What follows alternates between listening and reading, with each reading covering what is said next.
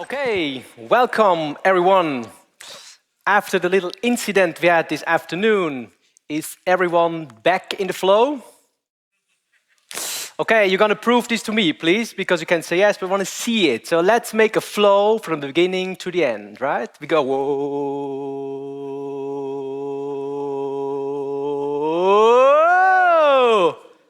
Wow.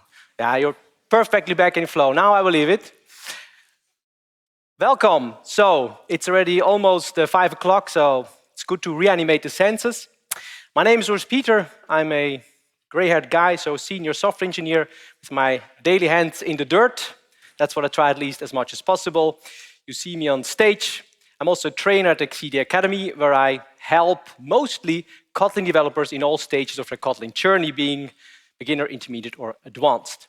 At the same time, I'm also a solution architect that is the author of event-driven architecture trainings. And today I'm actually going to combine knowledge of these two areas of expertise.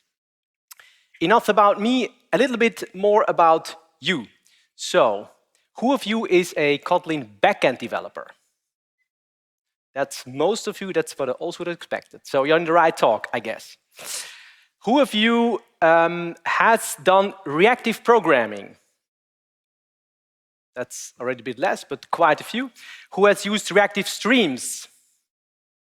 That's what I also would expect. It's getting less and less. And who of you has used Flow? Wow. Okay, wow. Let's see if I can tell something new. I hope so. Well, for the ones who have not raised their hand when we talked about Flow, what is a flow anyway? And because it has some similarities with a collection, what is the difference? Kotlin's Flow is basically the reactive stream implementation the Kotlin standard library offers, which is based on coroutines. Whereas a collection contains elements, a flow produces elements over time. So the time dimension is basically what's different from a collection. Like with many constructs in coroutines, the way you create a flow is by means of a builder. So here we have this flow builder, and then you get this code block, and in this code block you can call emit. And whenever you call emit, a value would be produced.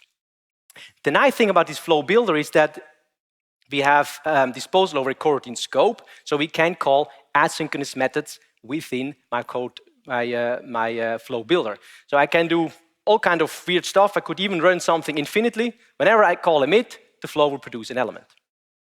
This flow is called a cold flow because once you assign it to a val, like here, nothing happens.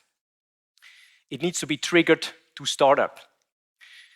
This is how we trigger the flow. So as said, from the collection perspective, we have the same kind of higher order functions like filter, map, and so on, which don't do anything. These are so-called intermediate operators.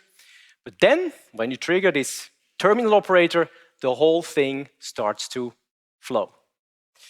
And when you compile this in your head and you run it, well, the result you get is most probably what we see here.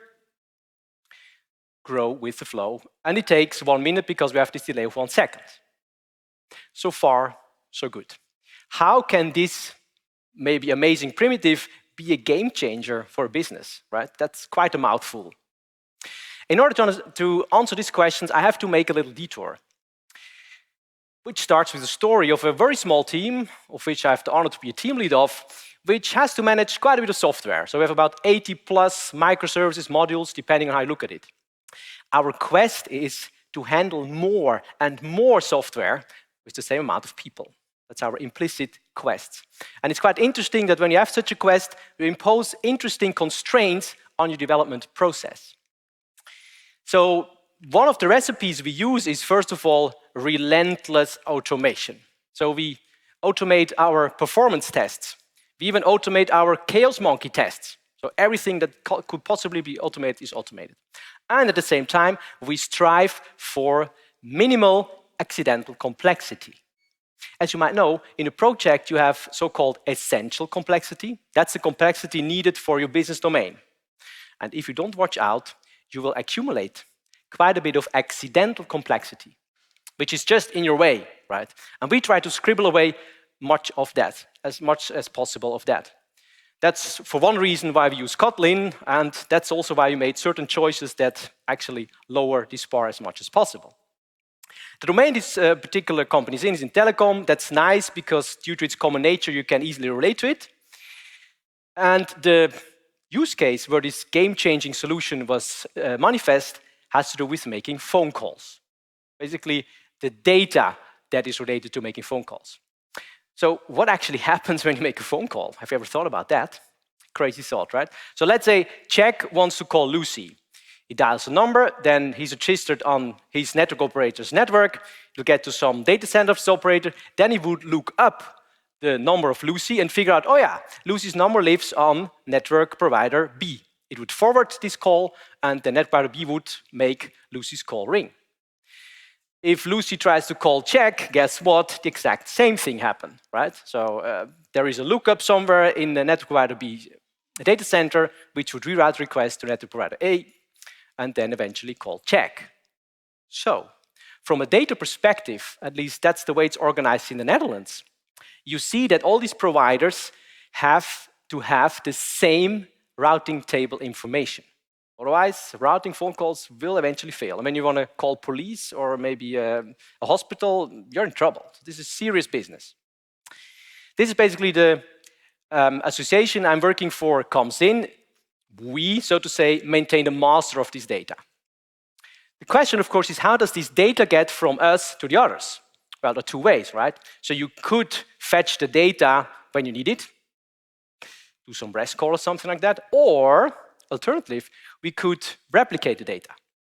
And how do you replicate data? Well, you could emit events, right? So whenever something changes in the routing table, that's often the case when you switch from one provider to another, then we would emit this phone number ported event, and then all the other operators could update their routing table. When you look what is used in practice, we only see about 2% of the operators making these direct lookups. The others all use replication. And that's logical because routing is your core business. And for your core business, you maybe do not want to depend on a small association. Even so, our SLA is very strict and very high. You might not think, okay, why is he talking about this very specific use case? The interesting thing is, this use case isn't that specific. The pattern that is behind it is actually a pattern that you also could leverage for your own business in many, many cases. So if you now take a step back, that's easier for me than for you, and you squint your eyes, what kind of pattern do you see? Well, if you have to look closely, what's behind this use case is the CQRS pattern. Who of you has heard of CQRS? That's quite a lot, about half. Cool.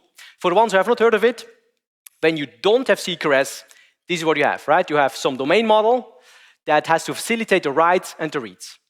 Whenever you had this project where you had these tremendous complex queries that didn't perform, this is an indication that the write model doesn't really satisfy the needs of the read model. That's why you have to jump through hoops to make it perform or get the data out you want. So CQRS stipulates that you segregate the two, so you have a model for the writes, where all the writes go through, and you have a model for the reads, where all the reads go through. And this read model could even be a different kind of database. So if you have to do rich text search, you could do open search, and your write model would be Postgres. Up to you. The question, of course, is how does the information from the write model get to the read model? Because the read model deduces information from the write model. And this is where events come in. So what you do is, alongside every read, you create an event that you put on some messaging middleware, which then will be consumed by read model, which would then update its read model in the data store of choice. CQRS is powerful within application, but it's even more powerful across applications. So here we have many applications that emit those events, and they have a help desk application that, for instance, consumes customer events, so it can create its own local view of customers. But it could even consume events from many other applications, and so creating aggregated views. And this is very powerful and can also unlock new business capabilities. A very powerful pattern. And as you can see, it also works across companies. So we maintain the write model. We have events events that are consumed by third parties, and they then create their own read replica. Okay, so now let's go more to tech.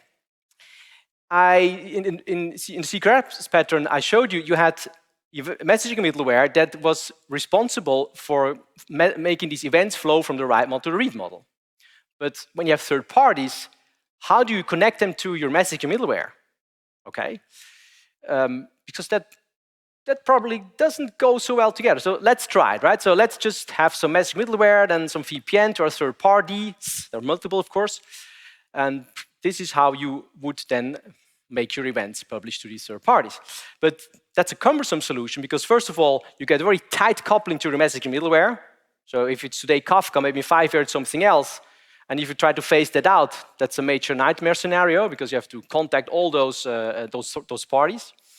And what's also really great is security. So depending on the messaging middleware you use, you have different security constraints. So if you strive for minimal accidental complexity, this is not the solution you're going to choose. Then you might say, okay, why not use something like a webhook? So webhook would have a sender that reads those events and then eventually would push the information to the third parties. Well, also here we have quite a bit of disadvantages. So first of all, we have to call an API, which you need to configure. We don't have control over security. We have to kind of accept the security of this particular provider. And what's actually the worst part of it is we are responsible of delivering the data. So if the endpoint doesn't work or they have some error or they deployed something that doesn't work, we are responsible to calling them and telling, hey, we can't send you data. So also here, a lot of accidental complexity. And believe me, the company I worked for, they tried both of them. And what I show you here was really the case. So this is not made up. The question, of course, is there no better way? And this is the interesting part. Yes, there is, in many ways. So how could we do this better? In this slide here, we saw that this messaging middleware plays a crucial role. Right? Here are some examples of messaging middleware. You might recognize some of these. So who of you has used one of these flavors or another one? Almost everyone, right? Okay, me included, of course. So let's just reside 10 seconds on messaging middleware. Is there anything wrong with messaging middleware? Well, there's quite a lot of stuff wrong with messaging middleware. There are many dark sides. We've already seen 2 of them. So the first one is exposing messaging middleware to the outside world is tricky, right? Just seen that. It doesn't play nicely with open standards, which again often leads to vendor lock-in. It doesn't really play nicely with database transactions, and we will look at this in a minute. When you consume an event and you cannot process it, something goes wrong, you might quite easily end up with inconsistencies.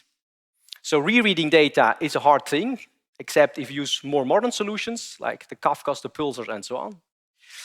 And at the end of the day, I think if you wouldn't have messaging middleware in your development environment, probably the day would just be a little bit brighter. So all in all, even so messaging middleware, of course, does what it does, it also introduces a lot of accidental complexity. So now you might say, come on, Urs, get over it. At the end of the day, you're going to need it. So stop complaining, embrace it, and make the best out of it. But the question, of course, is, do you really need messaging middleware? And this is the spoiler alert. The answer is no. And the inspiration to get there actually stems from this limitation. So what do I mean by that? Whenever you process a message, it often goes like that. So you have some use case, you update something in your main model in your data store, then you put an event to a message bus or a message queue, right? That's what many people do. So who does that?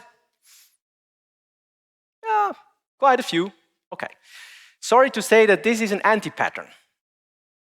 Why is it an anti-pattern? Well, if my transaction was just committed in my database, and at this point my container, pod, whatever use just dies, no message would be put on the message middleware.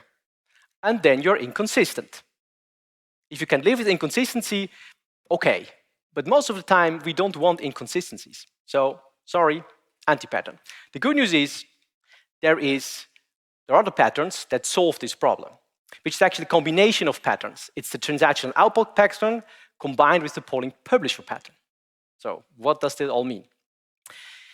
The transactional outbox pattern works as follows. So besides my domain tables, I would have some other table or document, whatever data store you use, that is called outbox table. It's a bit similar like an email mailbox, outbox, right? First put an outbox, and when it can send it, it would send it. Then we would commit our domain model update alongside with the event that reflects that change in the same local transaction. And as such, both succeed or both fail. The next pattern would be the polling publisher, which does something very simple. It polls this outbox table repeatedly, and whenever it encounters new messages, it puts them on a message middleware so that the subscriber can consume it. Of course, here also stuff can go wrong, but the worst thing that can happen here is that you push or publish a message twice. And when you have at least once delivery guarantees in place, so that a subscriber can handle the same event twice, which you should do if you have large-scale messaging in place, this works fine. Now, exactly this pattern made me think. I thought, wait a minute, all these events are already in this outbox table. So why am I making such an effort to kind of take them out, put them to middleware, if I maybe could directly maybe stream stuff from this outbox table? This was the idea. Which led me to the invention of, give it a name, event streamer pattern. And when you call it pattern, it sounds like very official, and people say, oh, this is a pattern. Well done. Yeah, in the end, it's just an invention. So the way this works is we have a so-called event streamer in every application that you can connect to from a subscriber, and from there on, it would stream all the data that you requested, and if new data arrives, it would push these messages too. And by doing so, no more messaging middleware. So essentially, it is a reactive query. SQL doesn't matter. It depends on the data store use. It works with the offset. So you, as a client, you say, I start with offset 0. Then you would consume. When you disconnect and reconnect, you reconnect with the latest offset you received. So you could continue consuming messages from that offset. We need to repeatedly execute this query because then when new data arrives, you could consume those too. And we would expose this piece of data via server-sent events. More on that later. For now, who has heard of server-sent events? You see, not many people have heard of them. And that's really amazing. Because it's there already since 2006. When I had brown hair, we already had server-sent events. Incredible.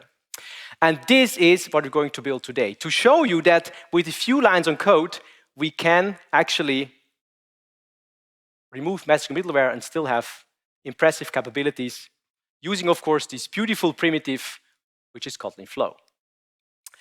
But first of all, of course, we probably need something that connects my flow to HTTP. The flow I showed you initially was kind of a standalone thing that doesn't really talk to my network. And for that, I would advise you to use a framework. You can write it yourself, but I would not advise that. Today, I'm going to use Spring Boot because it's still the most widely used framework. But with all the others I show here, you can do it too. The only thing you need is a framework that supports reactive programming. For the ones who have joined the workshop yesterday we gave, you saw that if you use Spring Boot Reactor, that's the reactive extension of Spring Boot, then this is kind of a recipe for headache. But if you add coroutines on top of it, then you get a decent stack, which is very manageable. The only thing you have to do is basically add those two dependencies to your class path. If you do that in Spring Boot, so for the ones who have not used Spring Boot, what you can do then is use those coroutine CRUD repositories. So Spring Boot has really first-class support for Kotlin and even Kotlin coroutines. So you would have this coroutine repository. You could use this camel case kind of way of defining your query. Then Spring Boot would generate the query for you. And as you can see, you get now a flow returned. What's important here is that you have to rely on a reactive driver. You have to use R2DBC rather than TDBC. That's a limitation you have to deal with, live with. Okay, so let's see flow in action. The first thing we're going to do here is we have some application that does some very simple user manipulations with a upsert endpoint and a delete endpoint. And now I want to return all the users. I would take my user repository, say find all. From there on, I got a flow, and this behaves like a collection, so I could convert to DTO, and off we go. So what is the advantage of using flow over list? Most of the time, you probably would use a list. Well, the advantage is that if I had 20 million lines that would never fit in memory, flow could handle that. So flow would just fetch as many records as the client would consume, ensuring that my memory would not blow up. This is one of the nice capabilities of using flow rather than, for instance, a collection, which would first read everything in memory. So far, so good. So this is actually more the query kind of approach when using flow. But now we want to do something cooler, right? We actually want to have a flow that stays open, and whenever stuff arrives, it would push it to the client. So we need to create some sort of infinite flow. How can we do that? Well, you just seen it. You would use the flow builder. Then if you want to have something infinite, maybe something like a while loop or generate sequence or whatever you prefer, then we could emit some data. This is your lucky number. And we would increment some number. You can use vars within a flow builder because it's thread safe.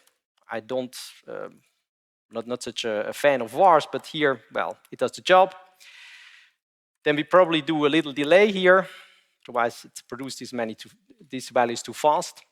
And now we wait a little and hope that my Spring server restarts quickly. Yes, it does that.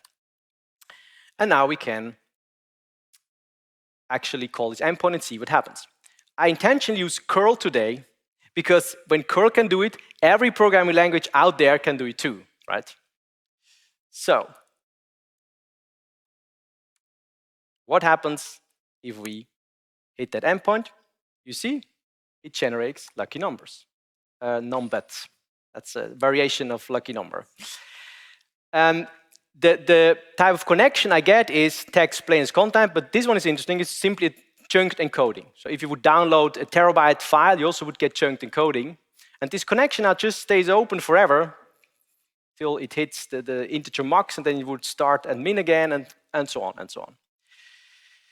If I disconnect this flow, my framework would ensure that everything, all the resources would nicely be cleaned up. So it's a very hassle-free, carefree resource. Okay, we said we want to expose our data via server-sent events. So what is the difference between what we just did and server-sent events? So let's copy this same logic. And now instead of simply emitting a string, we would emit a server-sent event. As the name suggests, it's an event that is sent from the server. So it's only unidirectional, from the server to the client. Unlike a WebSocket, where you have bidirectional communication, where also clients could send, a server-sent event is only from the client, and it's initiated with a GET request. Server-sent event payload is simply a very simple data structure, which we're going to create right now. So if we would convert this into a server-sent event, what it just did, we would say, this is my data element. You can give it optionally an ID, and we would use the ID, the number we just created. You can have this event element, lucky number emitted, and now we really go for numbers. Huh? And then you would say build, and off we go. Let this thing restart, then you see what happens. What we also need to do is have this content type text event stream. Then you have the official content type, which is used with server-sent events. So SSA, and there we go. You see, content type changed. What is compared to what it had before? Text event stream. Transfer code is still chunked. Now you get these server-sent events, which is this simple protocol ID colon event colon data colon. And this we already have since 2006. And my guess, it's not proven, but this is my guess. At the time it was released, it was the time of HTML5. the most famous browser, Internet Explorer at the time, didn't support it. And I think that's why it was kind of forgotten. But it's there, it works, it's really battle tested, even curl can do it. And so can your browser.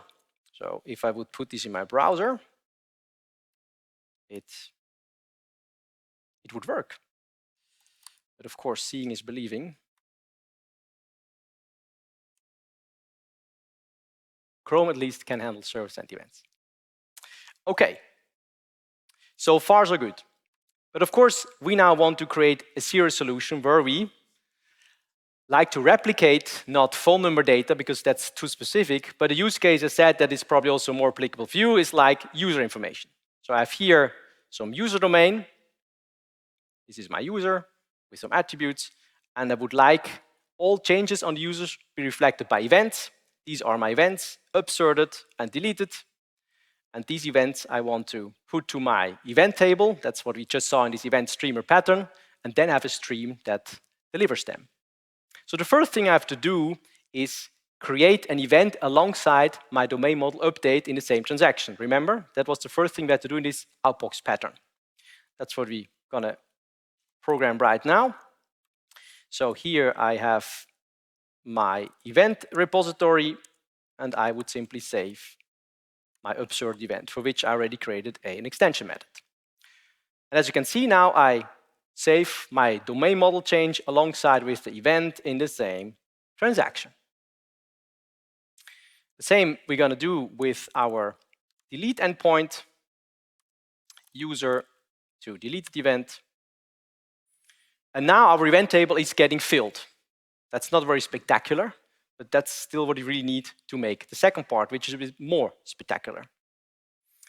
So this would be the endpoint, simple GET request that has this offset. And we start with 0, so we would consume all the events there. Also here we would start with the flow builder. And now we need to make something that is repeatedly called, right? Because once we fetched items, we need to check whether new items have arrived, incrementing this offset. So we're probably gonna need a function for that. Let's call it fetch. We have to make it in the right order. Then we're gonna use our event repository, find ID by greater than. We could add it, we could feed it with the offset, but probably we also need to maintain our latest offset. So we assign it to this var here. And what does that return? So let's have a look. It would return a flow. So now we get a flow in a flow. No problem. What we're going to do is we're going to consume this flow using collect. That's how you consume flows. And now we're going to emit the event we get here basically to the outer flow. So the emit is actually for this outer flow, which would then push an element to our client. So event to SSA, again, it made some extension methods for simplicity. Then we have to update our latest ID. Event.id should not be null, but this is how you have to handle that. Latest ID is it. And now, once we have this method, we simply have a while loop that infinitely calls this method, fetch. And then, again, we wait a bit, otherwise our database wouldn't be that happy. So let's see what happens if we call this endpoint, if it works. So far, 12 lines of code, not much. Okay, so I would have here a script that starts consuming my SSA. Then I have here a script that creates some user data. And we see that it consumes user number 1. And if I add another one, well, that just works perfectly fine. If I open another stream, it would consume everything we just initiated. But if I would create a stream based on offset, let's say 3, then it would only consume from offset 3. And whenever new data would be pushed, it would also be consumed both. This solution is not yet production ready because in real production situation, when you have long-running connections, your firewall would cut off your connection. So you need to have something like a heartbeat. So how can we introduce something like a heartbeat using Flow? Quite simple. Flow has terrific operators. You can really do the wildest thing with it. The one we're going to use today is transform latest. Let's explain me how this works. So now we have this inner flow, which emit those SSAs. We intercept them, so to say. We're still going to emit them right away. Once we have emitted them, we again start some infinite loop that waits for some time. So this would be the heartbeat period. Let's do 3 seconds. And then emit a heartbeat element. You'll see in a minute how heartbeat element in server-sent events looks like. The cool thing is with transform latest is this looks like if it's running forever. But when a new item arrives, the coroutine that is basically here would simply be cancelled, and the whole thing would start again. So you would emit the item, you would start this loop, and this loop keeps on going forever till a new item arrives. So these kind of primitives you have in Flow. Let's see if this works as expected. So let's reconnect our flows. Apparently that works. Let's push some data. Now let's wait for 3 seconds. 1, 2, 3, 1, 2, 3. There we go.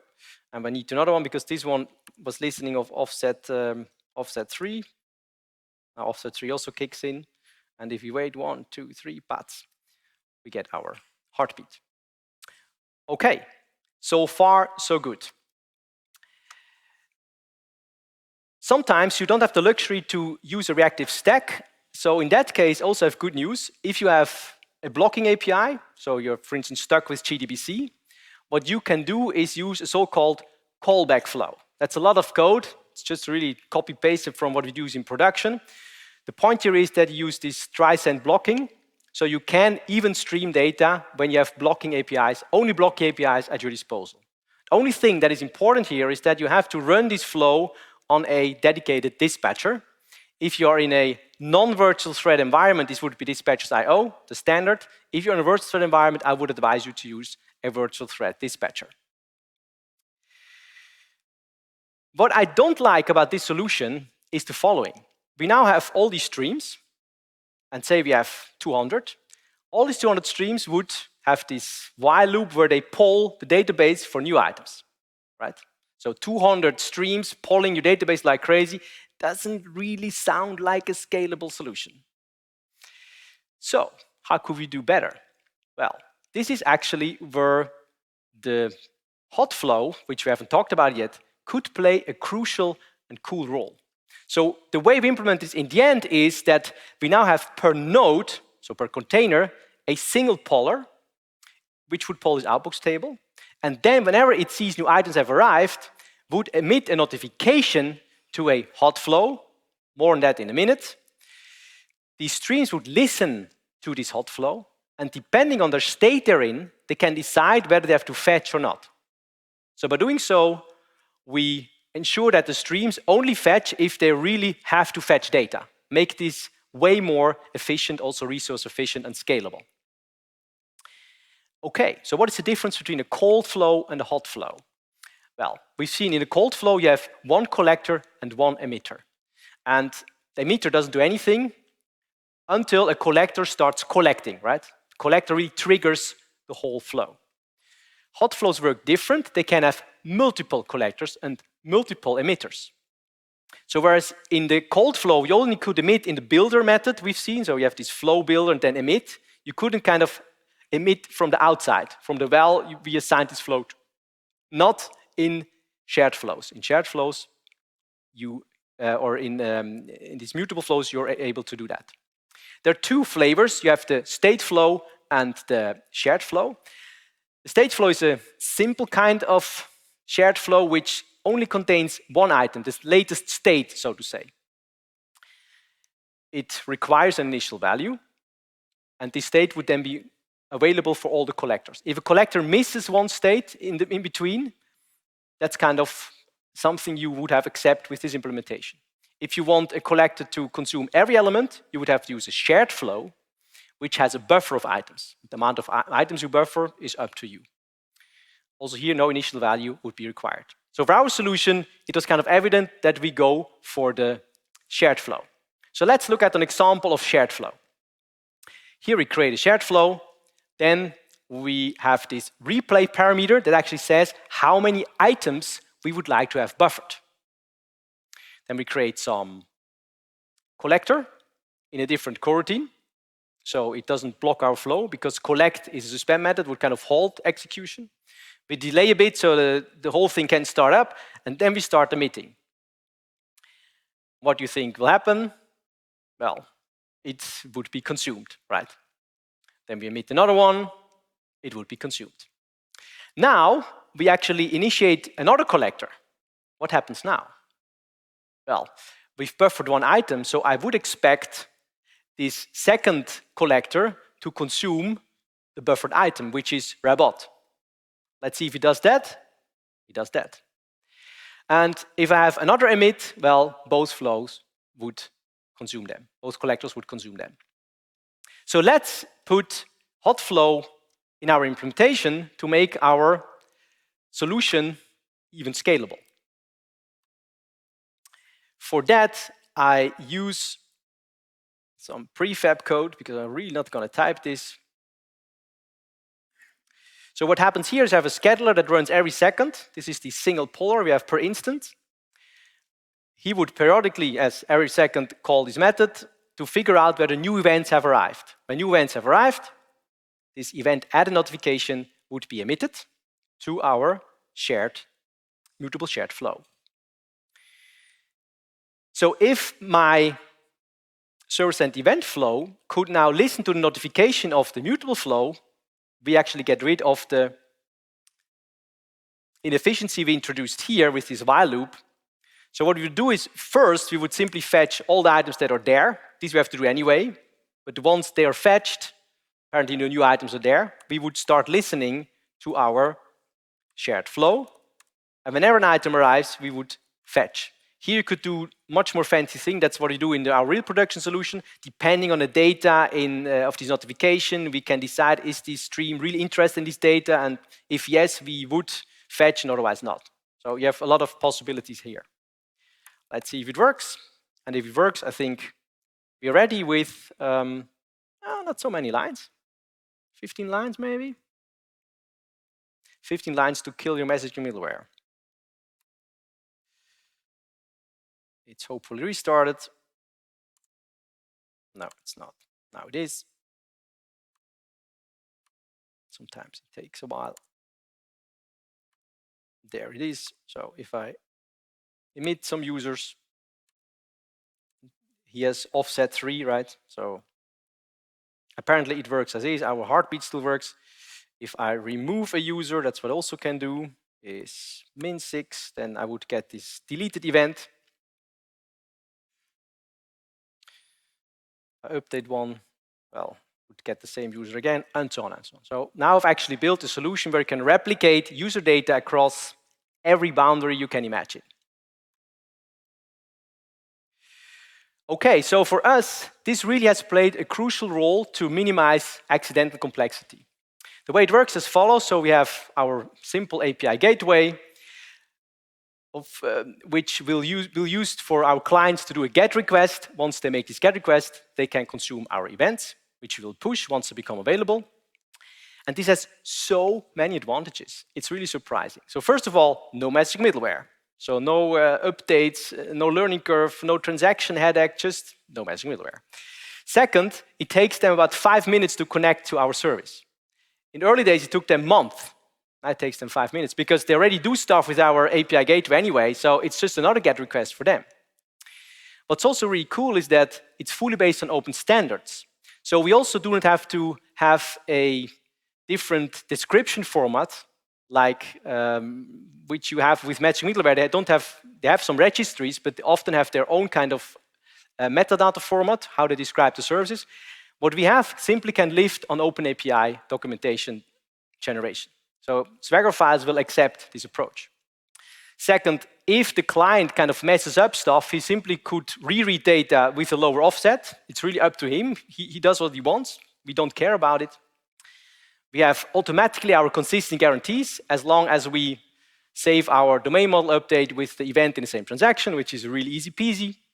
And it's also a much more flexible solution because at the end, it's a query we execute. And in this query, we could add new attributes to, for instance, constrain data a certain user can see, which in messaging middleware is much harder because when you have something on a queue, everybody just consumes everything that's on the queue.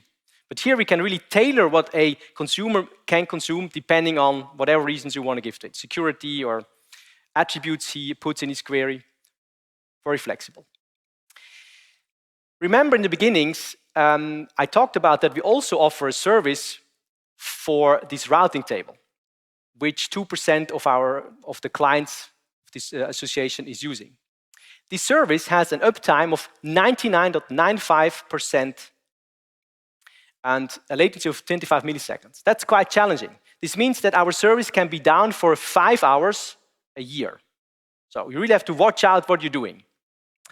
And also here, we actually eat our own dog food. So we don't only expose these streams internally, we also use them for our internal architecture. So we have this old-fashioned core system that simply emits those events in these outbox tables. Then we created an event streamer, which we highly optimized. It can process 1 million items in 10 minutes. That's what we needed. In the beginnings, it couldn't do that, but later we had to fix that. What we do then is we ingest this data into 2 optimized read stores. Why 2? Well, if you have some database maintenance, even though it's only 5 minutes, we don't want to be down. So also if we have database maintenance, our service would still be up and running. And in front of there, we just have some simple reactive nodes that would serve the data, which is, as said, specially indexed for the purpose it is used for. And as such, actually all those dark sides have gone away.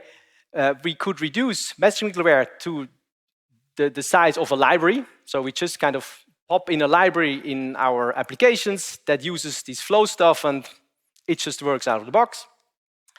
And as such, it really played a crucial part that we can handle more and more software with the same amount of people. And this is where the grow in the flow comes in. Thank you.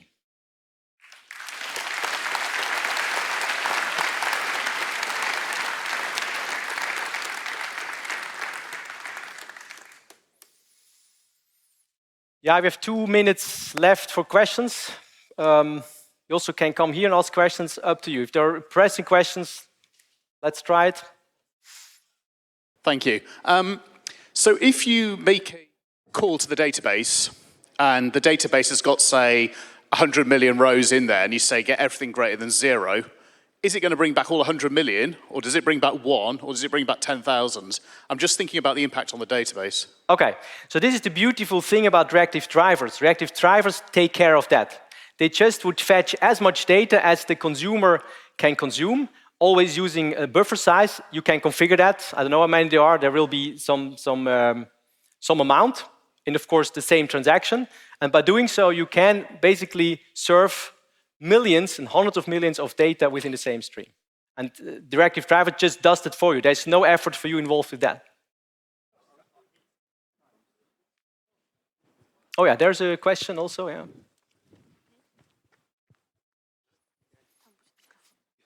There we go. Cheers. We're using the transactional outbox pattern, so I found this really, really interesting. Do you have any issues, or did you find any issues as you scale this? Because if you've got lots of open or long-running requests, you'll have lots of sort of open TCP connections. Did you find that you sort of hit any sort of barriers in the networking that you had to deal with to make that work, or does the heartbeat solution that you showed earlier sort of solve that problem? As I said, that's indeed a kind of downside of this solution, is that your connections stay open. Even so, when you disconnect, there's not a problem. Because if you disconnect, our client would simply retry, and eventually it would come up and keep on consuming. So a disconnect is no issue. But of course, your infrastructure should handle at least the amount of connections that you should be able to serve. And so far, we haven't hit the limit that is causing problems for us. But I can imagine if you have 10 million of clients, eventually you will hit that target. And then the question is, what would you do? Yes, okay, thank you. Yeah. Here's also a question. Another question from me. Okay, sure. So imagine the client is fully caught up, so it has all the data, and now it calls you with the latest offset. So of course you do initial fetch, and then it returns nothing because there is nothing greater than this offset. In this case, the initial flow would not emit any element, and in this case, I think would transform latest even start the process of sending a heartbeats. Yeah, you watched very carefully. So the production solution I showed you actually has also some null element that it would start the heartbeat flow, even so you would have returned null. And I didn't do this because I want to keep complexity down, but for the real solution, if you have no elements, you should start actually delivering heartbeats. Yeah, well seen. 10 points. There was also a question here. Yeah, sorry. Yeah. Thank you for the talk. I was wondering, have you compared this with recent techniques that have been apparent, like replicating the write-ahead log for tables, things like that? And also, how many clients would you support? Have you considered something like UDP multicast for supporting like multiple or a lot of clients replicating? Yeah, so first of all, replicating database records, I consider an anti-pattern because you replicate your internals of your application. If your schema changes, who tells the other party who consumes those data that something has changed? What I have here is a clear contract. So I'm talking with contract, so I can ensure this contract stays the same. So that's why replicating database records, is I think not a very good solution.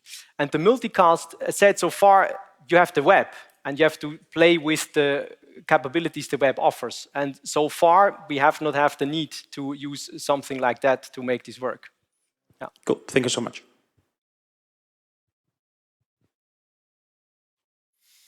Okay, cool. Thanks a lot for joining. It was a pleasure.